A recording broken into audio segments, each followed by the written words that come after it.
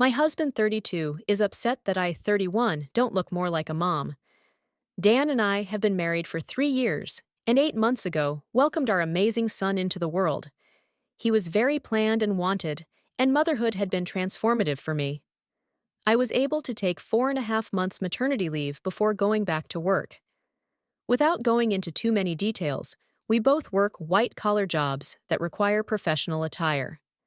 A normal workday look for me is a skirt or pair of slacks, a silk blouse, pumps or boots depending on the weather, but always with a heel because I'm 5'0".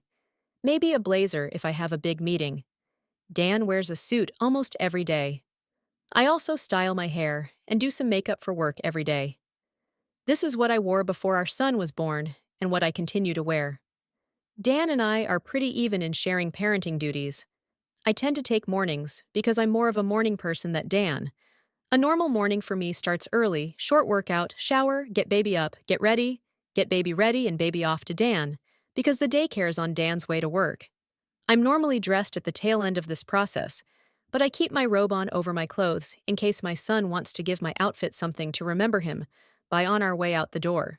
For the last month or so, Dan has been more irritable than normal in the morning.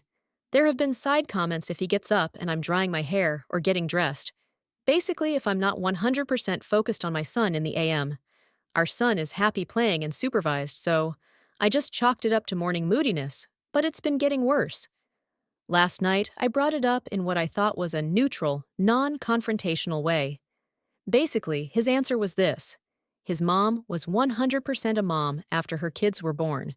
She gained a fair amount of weight after she had kids and never tried to lose it.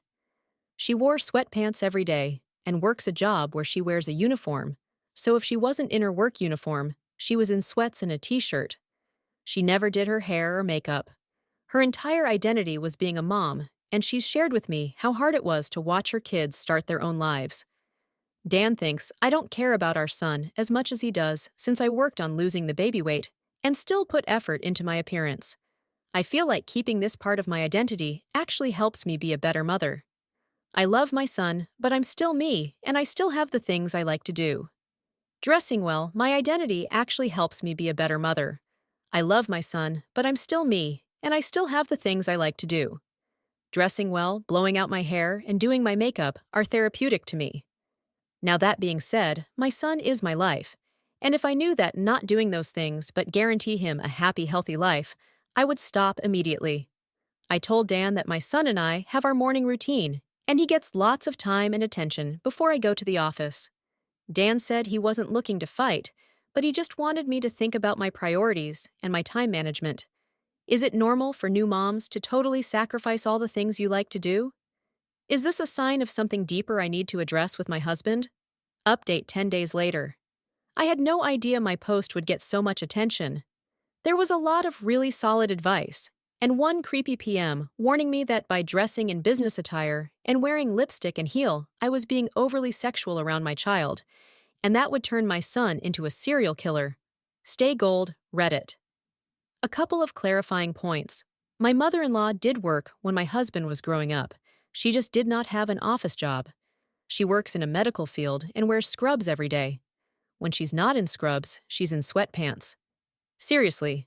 For our wedding, his family started a pool about whether or not she would wear sweats to the wedding. I did not suddenly get sexy after my son was born. I was slightly overweight before my son was born, and I'm back to my pre-baby, slightly overweight shape. Now the update. Dan and I went out without our son so we could talk. I told him that I was confused by his comment, and I wanted to talk about it. I asked him if he could name specific things about the morning routine that made him feel as though our son was neglected. I offered to switch shifts, so to speak, if he thought our son should have more AM parent time, to make a long and confusing conversation short.